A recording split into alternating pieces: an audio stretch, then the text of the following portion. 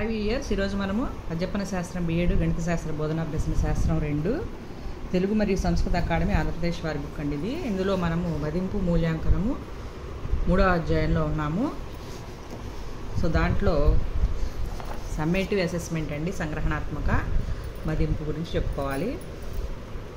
చూడండి ఒకసారి, అభ్యర్థులందరూ దయచేసి నా వీడియో నచ్చినట్లయితే సబ్స్క్రైబ్ చేసుకోండి, అలాగే లైక్ చేయండి, షేర్ చేయండి. ఇది కోర్సు మొత్తం పూర్తయిన తర్వాత పిల్లల సాధనను పరీక్షించే పద్ధతి అండి. ఈ పద్ధతిలో విద్యార్థి తాను చదివిన కోర్సు ద్వారా ఏమి నేర్చుకున్నాడో పరిశీలించడం జరుగుతుంది. సాధారణంగా పేపర్ పెన్సిల్ పరీక్షల రూపంలో మాత్రమే నిర్వహించే మదింపులో పాఠ్య విషయాలపై మాత్రమే పరీక్షించడం జరుగుతుంది.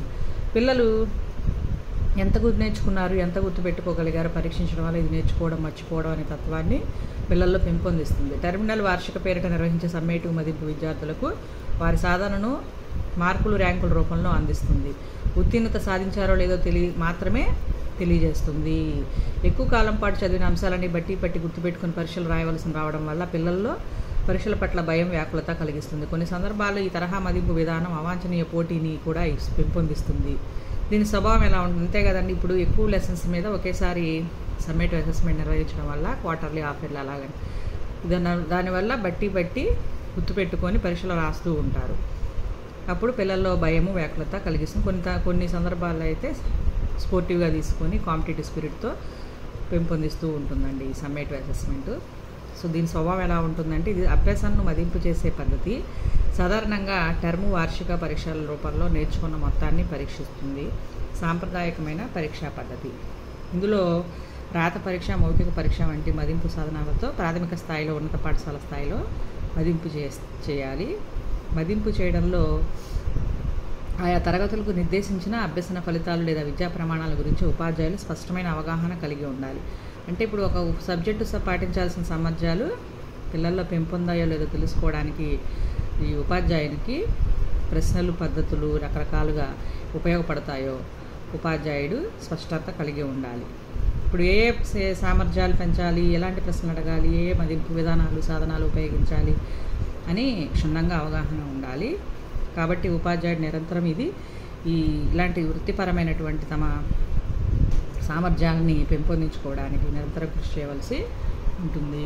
సమ్మేటివ్ అసెస్మెంట్ యొక్క స్వభావం వచ్చేసి నెక్స్ట్ ఇక మీకు తెలిసింది ఇది ఎలా మదింపు చేస్తారో మనకి చూసుకుంటే ఒకసారి సరిపోతుందండి.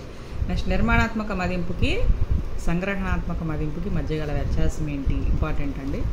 ఇందులో వచ్చి ఫార్మేటివ్, సమ్మేటివ్. బోధనాభ్యసన జరుగుతున్నప్పుడే పిల్లలు ఎలా నేర్చుకుంటున్నారో పరిశీలిస్తూ ఉంటారు. ఇది బోధనాభ్యసనం అయిన తర్వాత ఇది అభ్యసనం మెరుగుపరచుకోవడానికి నిరంతరం జరిగేది, చివరి జరిగేది. ఇది మానిటరింగ్ చేస్తుంది అభ్యసనాన్ని, ఇది అభ్యసనానికి తీర్పునిస్తుంది. ఇలాంటి టర్మ్స్ గుర్తుపెట్టుకోవాలండి. ఇది ఇచ్చేసి దేంట్లో జరుగుతుంది, నిర్మాణాత్మక మదింప, సంగ్రహణాత్మక మదింప అలా ఇస్తారు. కాబట్టి ప్రతి లైన్ కూడా ఇంపార్టెంట్ అండి. అకాడమిక్ బుక్ ప్రతి లైన్ కూడా మనము గుర్తుపెట్టుకోవాలి, జాగ్రత్త చూసుకుంటూ వెళ్దాము. అభ్యసనం ఎలా జరుగుతుందనే విధానంపై ఆధారపడి ఉంటుంది. అభ్యసన ఫలితంగా ఏమి నేర్చుకున్నారనే దానిపై ఆధారపడి ఉంటుంది. ఫలితంగా ఏమి నేర్చుకున్నారు, ఎలా జరుగుతుంది, అంతర్గతంగా నిర్ణయించుకున్న పద్ధతుల, లక్ష్యాలపై ఆ ప్రభావం చూపుతుంది. బయటి వ్యక్తులు లేదా వ్యవస్థలతో నిర్ధారించబడిన ప్రమాణాలపై ఆధారపడి ఉంటుంది. అంటే ఇది మొత్తం మీద నిర్ధారిస్తూ ఉంటుంది.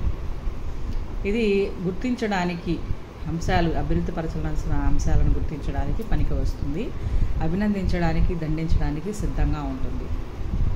ఇక్కడ నిరంతరము మనం పద్ధతులు కానీ, విధానాలు కానీ మార్చుకోవడానికి వీలైన సరళీకృత కలిగి ఉంటుంది. ఇక్కడ ఉత్తీర్ణులయ్యారు, కాలేరు, పాస్ అయ్యారు, ఫెయిల్ అయ్యారని వేరు చేయగలడం జరుగుతుందన్నమాట.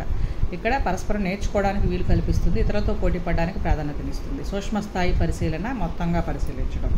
పిల్లల డైరీలు, నోటు పుస్తకాలు మొదలైనవి ద్వారా మదింపు జరుగుతూ ఉంటుంది. పరీక్షల రూపంలో మదింపు జరుగుతుంది. ఇక్కడ కూడా ఇంపార్టెంట్ పాయింట్ అండి. పిల్లల డైరీలు, నోటు పుస్తకాలు మొదలైన సాధన ద్వారా మదింపు జరిగేది నిర్మాణాత్మక మదింపు. పరీక్షల రూపంలో అమలు జరిగేది సంగ్రహణాత్మక మదింపు. అట్లా అన్నమాట. నెక్స్ట్ సరి అయిన మదింపుకు 5 సూత్రాలండి, ఇంపార్టెంట్ ఇది. బోధనను మెరుగుపరుచుకోవాలంటే ఉపాధ్యాయుడు ఆశించే ఫలితాలు, మదింపు విధానాలు స్పష్టంగా నిర్వహించుకోవాలి. పిల్లలు తమ అభ్యాసాన్ని మెరుగుపరచుకోవడానికి మదింపు తర్వాత వచ్చే ఫీడ్బ్యాక్ను ఎలా సమర్థవంతంగా వినియోగించుకోవాలో స్వయంగా తెలుసుకోగలగాలి. మంచి మదింపు అనేది ఉపాధ్యాయుడు తన బోధన మీద తాను స్వయంగా సంధించుకునే ప్రశ్నలపైన ఆధారపడి ఉంటుంది. బౌద్ధిక సవాలు విసిరేదిగా క్రమబద్ధమైన మదింపు నిర్వహించుకోవాలి. మన వృత్తిపరంగా సంతృప్తి పొందాలి. పిల్లల్లో ఆసక్తి పాల్గొనే విధంగా మంచి మాదిరిగా మదింపు అనేది నిర్వహించాలి. ఈ విధంగా 5 సూత్రాలు గుర్తుపెట్టుకొని మదింపు చేయవలసిన అవసరం ఉంటుందండి. సరైన మదింపు. ప్రస్తుతం మన విద్యా విధానంలో సమ్మేటివ్ రూపంలోనే పిల్లల ప్రగతిని మదింపు చేయడం జరుగుతుంది. ఒక తరగతి లేదా కోర్సును నిర్ధారించిన ప్రణాళిక అంతా నేర్చుకున్న తర్వాత పిల్లల సామర్థ్యాలను పరిశీలనలో ఒక విస్తృత స్థాయి యంత్రాంగం ద్వారా దీన్ని నిర్వహిస్తుంది. ఫలితాలే ప్రధాన అంశంగా పరీక్షలను నిర్వహించడం కోసం కృషి చేయడం కనిపిస్తుంది. అందువల్ల విద్యా సంస్థలు పిల్లల్ని పరీక్షలకు సిద్ధం చేయడమే తమ ప్రథమ కర్తవ్యంగా భావించి పట్టీ పద్ధతులకు విపరీత ప్రాధాన్యతనిస్తున్నాయి. పిల్లలు ఎంత ఎక్కువ సమాచారం గుర్తుపెట్టుకోగలిగితే అంత ఎక్కువగా మార్కులు సాధించడం వల్ల విషయాలను గుర్తుపెట్టుకునే పద్ధతులకు విధానాలకు ప్రాధాన్యత పెరిగిపోయింది. అందువల్ల అనారోగ్యకరమైన పోటీ పెరుగుతుంది. పరీక్షల కోసం నేర్చుకోవడం తప్ప సొంతంగా జ్ఞానం పొందేందుకు దానిని జీవిత సమస్యల పరిష్కారానికి వినియోగించేందుకు ఏమాత్రం అవకాశం లేకుండా పోతుంది. పైగా పిల్లల ప్రగతిని నిరంతరం పరిశీలించడం, దాన్ని నమోదు చేయడం కష్టమైన ప్రక్రియ వల్ల ప్రాధాన్యత లేనప్పటికీ సమ్మేటివ్ రూపం వైపుకే ఉపాధ్యాయులు, విద్యార్థులు, తల్లిదండ్రులు, విద్యా సంస్థలు, అధికారులు మొగ్గు చూపడం కనిపిస్తూ ఉంది. సో నెక్స్ట్ అంకగణితం, బీజగణితం, రేఖాగణితం, గణితంలో సాధన నికష గురించి చెప్పుకుందామండి నెక్స్ట్ వీడియోలో. Thank you.